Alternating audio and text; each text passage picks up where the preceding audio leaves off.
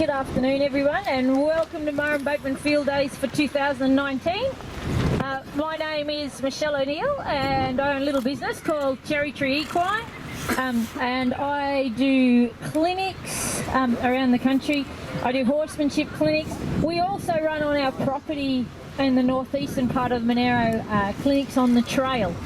So today I'm going to talk about preparedness for being on the trail. Okay, so today is a fantastic day to do a demonstration like this because anything that can go wrong is bound to go wrong today. So, and this is what people forget when they talk about trail riding. You know, if I'm here on a normal day, not when the field days are on, if I'm here on a normal day and I ride out in this arena, everything is very controlled, okay? Like, it's not likely that a mob of kangaroos or a pack of dogs or a bunch of motorbikes is going to come flying through this arena, okay? So I can control the environment that I'm in. The surface is pretty standard, you know, there's no boggy creeks or big hills or anything like that. But what happens when we go out on the trail and we go out trail riding is we take away all of that. So suddenly there's all this stuff going on that we have no control over. So, you know, I might be riding across the trail and there might be a wombat run across. At home we have these sorts of things happen all the time. You know, we have lots of wombats, and I've seen about 4 echidnas at home this week. You know, that's all stuff that horses that aren't used to can get a little concerned about. And what generally happens is riders get more concerned about these things, okay? So, and when we get concerned about stuff, our horses know about it. So what I'm going to show you today is, obviously it's a bit hard to simulate an exact trail environment here, and if it wasn't blowing a gale, I'd probably put up my pop-up barrels and a few things to show you some stuff, but there's more chance of them landing at the other side of the field days than staying in the arena today, so we'll probably pass on those for a bit.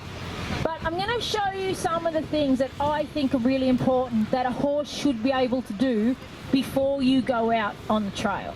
And I have a girlfriend, and she once said to me, you know, trail riding is something any horse can do.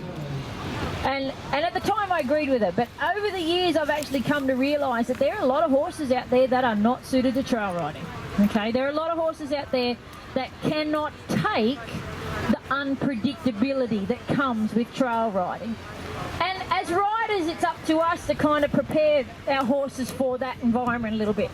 So, you know, we talk a lot about safety, we talk a lot about people being safe on the trail. You know, the first thing I want my horses to be able to do is a one-rein stop, okay? Because when stuff goes wrong, I need to know that I've got an emergency brake. Now, I can tell you all a little story about this horse. When I was about 5 months pregnant, this horse was a young horse and I was riding across a paddock, and he took fright of some rolls of hinge joint that had been put out to do a fence.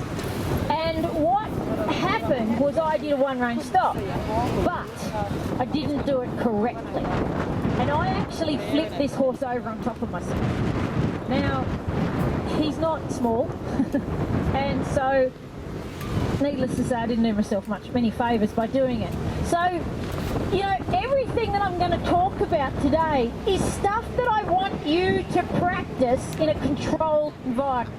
So at home, where, you know, there's nothing going on, where things are, you know, calm, is the perfect place to practice this stuff. So after that little accident, I went home and I practiced my one-rein stops. And how I practiced them was I started just them at the standstill, okay? And if you've ever been to any of I've taught you this stuff, you know how pedantic I am about it. It's about making sure that you only have contact on one rein. It is called a one-rein stop, okay? Not what I tried to do that day, which was a 2-rein stop with his head bent. So you want to make sure that this horse can give his nose. And the demonstration I did this morning on groundwork, I covered how you start to teach these horses this stuff on the ground, okay? So I want to make sure when I reach down that rein like that, I want to make sure my bum is still in the saddle. If you go to do a one-rein stop and the first thing you do is go like that, okay, I don't need to kiss those ears, okay, nor do you.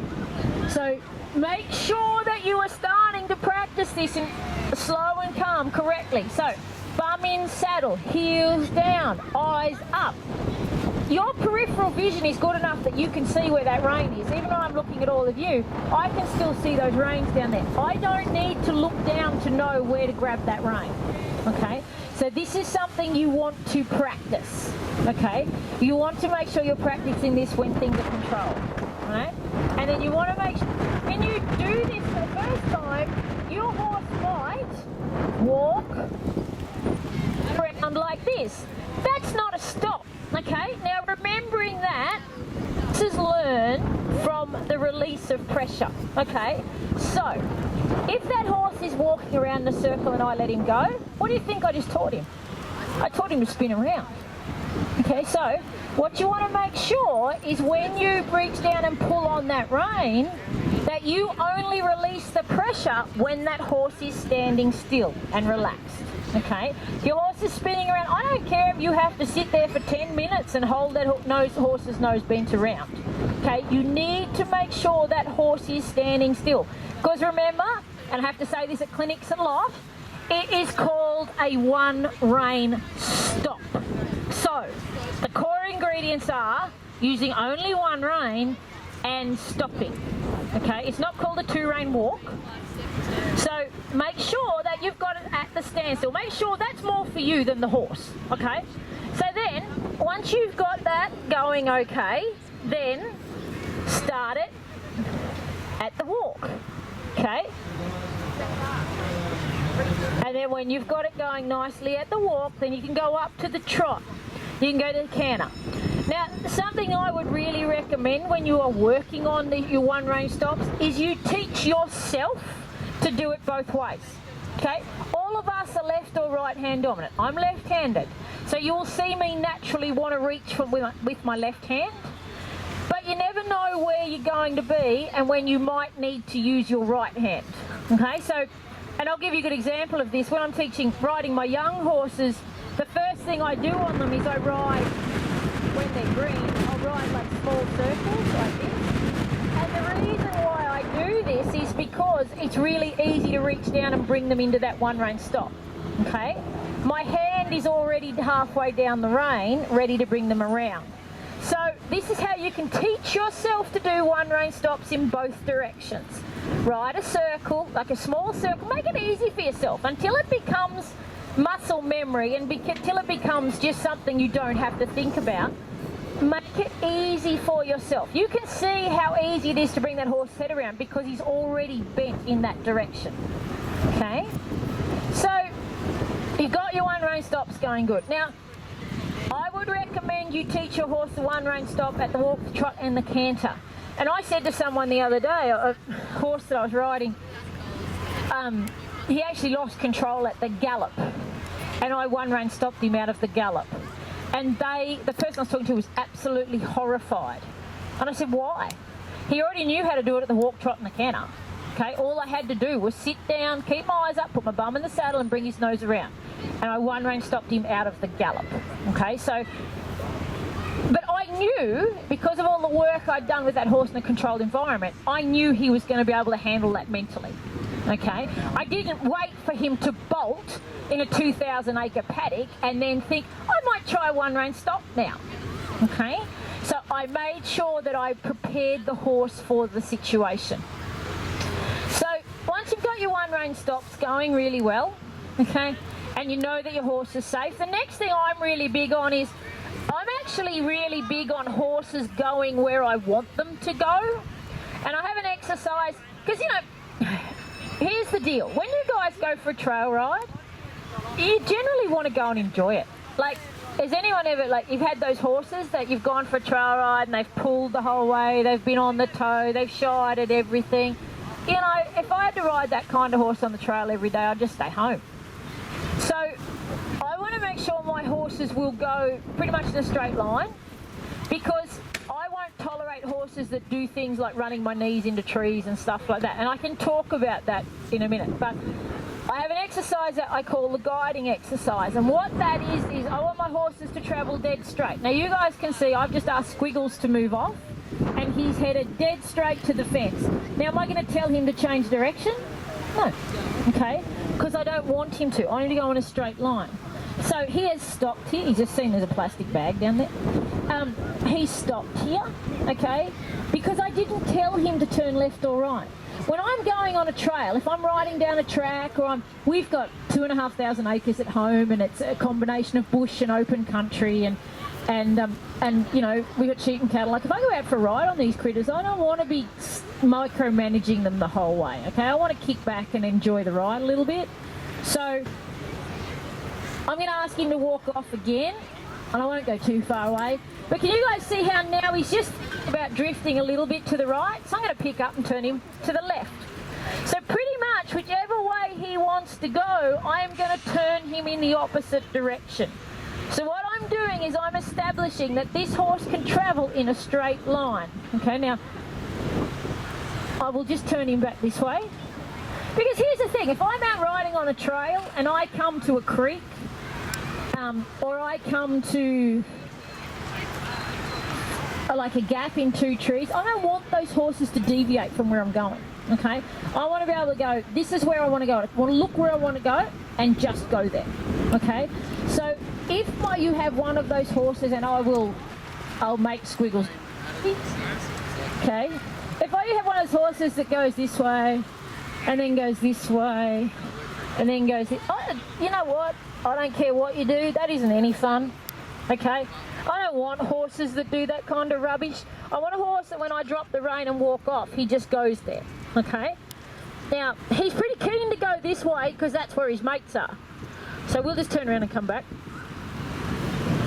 Now, here's the thing. While I'm practicing this, here's my perfect opportunity to work on my one-rein stops, because to make this exercise work effectively, you've actually got to drop the reins, okay? If you're riding along, and I was wanting to do it before, I must admit, if you're riding along and you're doing this and you're micromanaging, okay, that's not the point of the exercise. The point of the exercise is the horse should travel and carry himself and not deviate. So,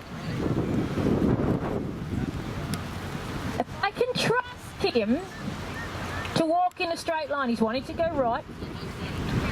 If I can trust him to walk in a straight line on a loose rein in an arena, my life's going to be a lot easier when I get out on the track, okay?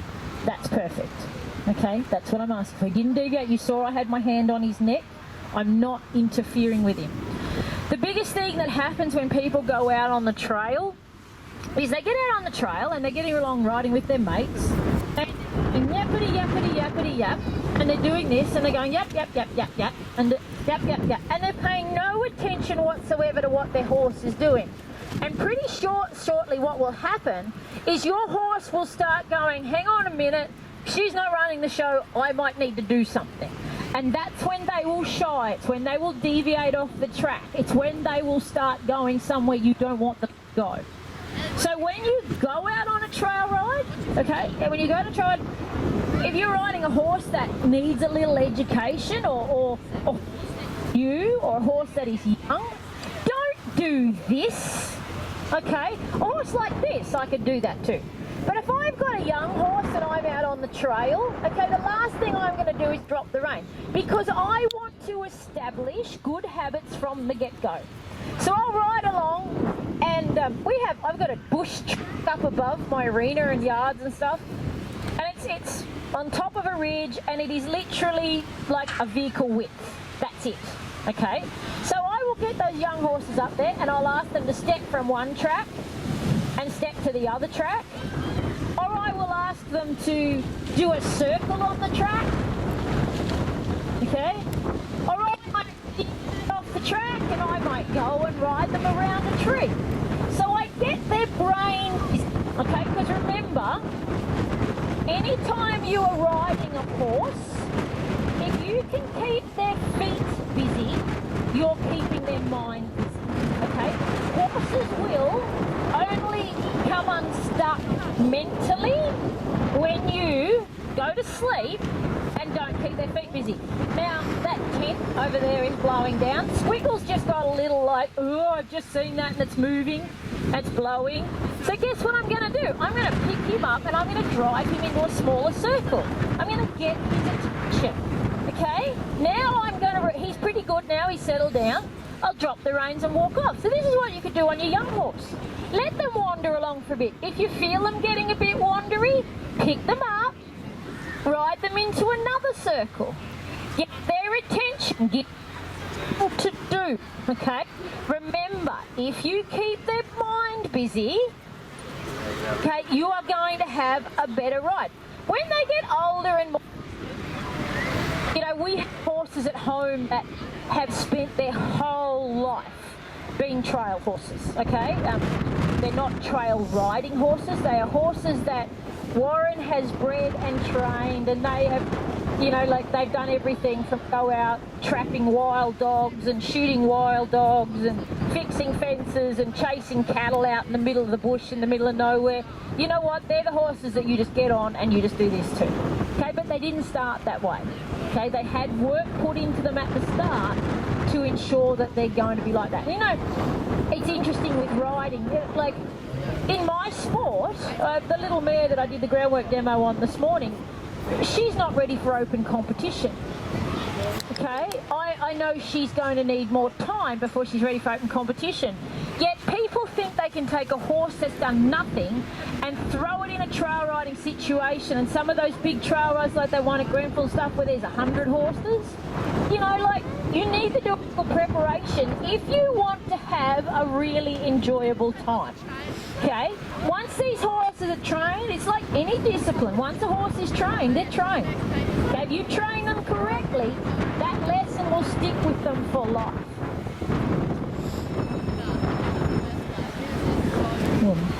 Okay. This is the other thing that I think people don't spend enough time teaching their horses to do, is to sit. Okay, and this goes with that trail riding deal again. It comes back to trail riding, it comes back to going to clinics. You might want to sit, and I might want to sit here and talk to you. Now you guys can see Squiggles is wanting to move. Remember, a horse is a prey animal, okay? If they are concerned, if they think that, you know, they may not be safe, or, you know, they will move. Now you've got to remember, a horse is scared of anything that moves or makes a noise. So today's a pretty good example. Okay, a lot of stuff here that's moving and we've got a lot of noise going on.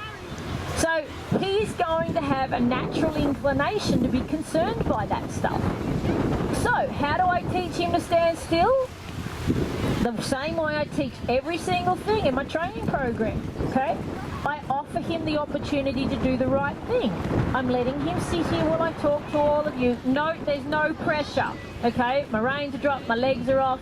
I'm sitting back in my saddle, I'm relaxed. I'm not anticipating something's going to go wrong, but when he walks off and I didn't ask for it, I'm going to then put him to work. Okay, make him walk a circle, make him trot a circle if your horse is really going. Here you go. This was unasked for, so guess what I'm going to do? Make him walk a circle. It doesn't matter what you want to do, circles are your friend, because circles are hard work to horses. So there you go, I walk. I would normally, if I was in a training situation, I might trot 2, 3, 4 circles, okay? But to get more repetitions to show you guys, I'm just going to walk one circle. Now I moved my hand and he went, let's go. Walk another circle, okay?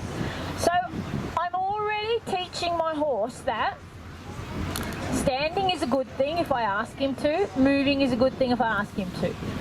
Keep telling yourself that a horse learns by reward, okay? So your horse learns by the release of pressure. So this is pressure, okay? Walking a circle, and this is pressure. Like, I know, you know, he's as calm and relaxed as can be, but that's pressure because that's hard work. This is the release of pressure. This is pressure, okay? So, now I did a little bit this morning in my groundwork demo about moving the hindquarters around, okay, and disengaging the hindquarters. So, that's really important then when you get on your horse under saddle and you want to go and do a gait. or you want to, and I come across so many horses on our clinics on the trail that have never had to do a gait, and people are really keen to have a go at doing gaits. Okay, so, you know, you can teach your horse to move his hindquarters around, okay, by just putting him on a fence. Says, I might get out of work here in a minute. And put your leg back and ask him to step toward the fence. And then release, okay? This horse has been opening gates for the past 7 years. You know, I expect him to be able to move his hindquarters. But if you've got a horse that's never done this stuff before, just, you can put your leg back here towards the hip and ask for one step and just release. He can't go forward because there's a fence in front of him, so I'm not going to get into a big ugly tug of war and start pulling on his face and upset him and, you know, make him think that the world really stinks. Okay? He'd be much happier if the girls from race would bring him that loosened hay. He's like, oh, I can smell that from here. Okay, and now I'll ask him for another step. See how I didn't rush? Like, it's slow. Okay? You can teach your horses more by taking your time than you ever will by rushing. Okay? And now, the really cool thing about all of these sorts of exercises is, you know, you might go to a working ed comp. You might go to a Western Trail, or, you know, anything like that. You've still got to be able to move them around, okay? If you're doing lateral work, you know, that's just moving part of their body, okay? So, of course, remembering I've taught this stuff to all of my horses on the ground already, okay? They already know how to move their hip across. They know how to move their shoulder across. They know all of that, okay, before I ever sit on their back. So, you know, the first time I come to a gait, all I have to do is put that leg back and push that hip over, okay? Now, the other thing I always think is really funny is when people have never leant down the side on their horses. Okay, if you ever come to our house, we have a bit of a dispute going at our house because Warren has now basically given up horse riding. And he's not here, so I can say that's because he's old and decrepit. So what he's now started to do is put all the gate latches at motorbike height, and that's really handy when you're sitting on this horse because they're down about that bottom rail down there. Okay, so I must admit I do often get off, but you know, don't never having been on the trail, never having attempted a gate, never having bent down the side of your horse, don't then get to a gate somewhere and think you're going to do this. Okay, a little bit of prior preparation will go a long way. So, you know, you can see this horse, he's used to it all. Like, he's done all this 100,000 times, and that's the sort of horse you want when you go out on the trail. You know, I'm not interested in horses that you have to take out in the trail and you have to pull on their face and this sort of thing. And something I see a lot in our clinic is this. See how when I picked my hands up and I started pulling on his face, straight away his whole demeanour changed? Like, you guys have seen this horse like being relaxed and calm, and you know, and he is trained to have his face pulled on.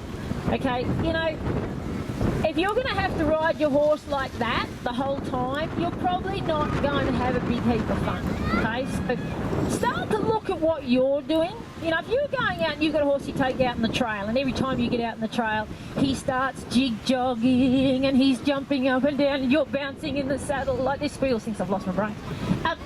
You know, what are you doing to cause that?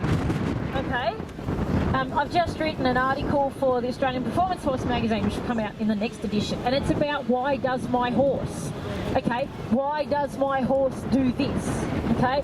Well, you know, 9 times out of 10, the reason why your horse does stuff is because you have caused it.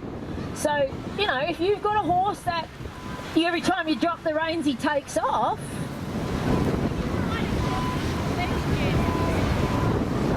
like this, I can tell you he will be going that fast by the end of the pen that no one will want to know about it. Okay, so, you know, I caused that. The only thing that changed then, and every other time you've seen me riding around, is I started squeezing with my legs. Okay? So, think about what you're doing to make stuff happen. Okay? John, with horses that I want to take, or any horse, You know, I am huge on the moving off my leg like this when I'm riding. You guys think about it, okay? Now I'm going to ride straight towards the girls' saddles. I'm riding along, and that beige coloured saddle there is let's say it's a tree, okay? And I'm riding straight to that. I only want to be able to have to put my leg on a horse step around that, okay? So I will make sure that I will have my horses trained to do all of that before they go out. So we've got the classic, and this is just to show you guys that you don't need much. We've got poo here, and grass here, okay? These are the sorts of things, if I'm just picking a horse up in the bush, okay, these are the sorts of things I look for. So I'm going to do a circle around this little pile of poo, okay? And then I'm going to push my horse across over here, and I'm going to ask him to do a circle around this pile of poo. And then I'm going to push him across, and I'm going to ask him to circle around this pile of poo. Now I'm going somewhere with this. I mentioned before about horses that drive your knee into trees. Okay, has anyone ever had like their knee driven into a tree? Okay, I have. Yes. I had a horse that nearly broke my knee one day. Okay, now here's the deal. What should I have done? If I've got let's say that pile of poo's a tree, and I've got a horse that's driving my knee straight to that tree, what should I have done? What do most people do? They pull on this rein, don't they? And drive the shoulder further to the tree. But what you should do, if you're riding along here and your horse dives into that tree, pull their nose to the tree. They will not hit your knee on that tree. Okay? While you've got them pulled around, and I can do it on the fence. If I'm riding this way, and that post there is going to be my tree, and this, if I pull his face into that tree, there's no way he's my knee into that tree. And then I will let him go. Okay? This is let's go. Okay? So, I'm going to pretend my fender saddle is a tree. I am going to ride to it, and he is going to start. Now you can see I've got him tipped, so left shoulder headed to that saddle. If I pick up on that right rein and draw his face, I have made the wrong call. Watch him. I am going to pull his face around and make him work. Okay, so we'll do it again. Ride him toward that saddle. He drops his left shoulder.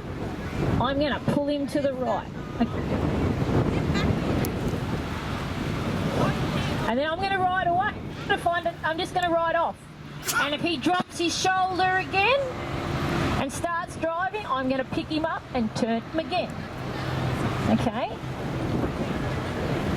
You can see that's not entirely comfortable for this big horse. I don't know why he's doing that. Okay, so he's working hard to get around that corner. So if you prep your horse best up, if you know that you can turn him and circle him and do all that sort of stuff, it's going to make your life a lot easier to get there. And you can put cones out in the arena, you can put barrels out in the arena, you can put all sorts of stuff out in the arena and practice this kind of thing. Okay, but if you've got a horse that knows a one-rein stop, okay, if you have a horse that moves off your leg and will move their hip where you want it, if you have a horse that can step off your leg and change direction, okay, and if you have a horse that, if he drops his shoulder, you are confident enough to pull his nose around, you're going to have a horse you're going to have a lot more fun with when you go out trail. And what you've done is you've set all the groundwork up so that when the unexpected happens, when a kangaroo jumps out in front of you, when a tree, actually we're going somewhere the other day and a tree limb fell out of a tree unexpectedly. The horses don't even bat an eye because they know that we have everything under control, and they know that I will pull them into a one-rein stop. Okay? So, but guys, thank you for coming. Sorry about the wind. Of course, it's going to be a lovely day tomorrow. But please, if you have any questions, I'll be this tent. Come and see me, and yeah, we will see you again this afternoon.